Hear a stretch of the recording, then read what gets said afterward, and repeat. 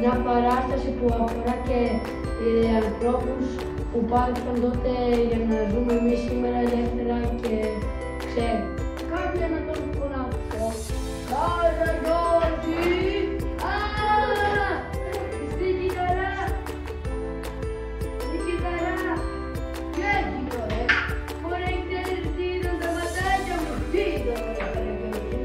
Είδα έναν άνθρωπο πάνω σε έναν άλλο. Τι άνθρωπο πάνω σε έναν άλλο. Είχε ένα σπαθί, είχε και πιστόλι και τις πιστόλες του, είχε και ένα πέτς. Ωραία Καραγιώτη, ξέρεις τι ήταν αυτό, τι του, είδαν τους με τα ματάκια μου, Παναγίτια μου. Θα σου πω ρε Καραγιώτη, του έκαναν και κάτι, σου έκανε και ερωτήσεις. Ναι, τι έλεγες, ποια του είσαι, τι δεν του, είπε το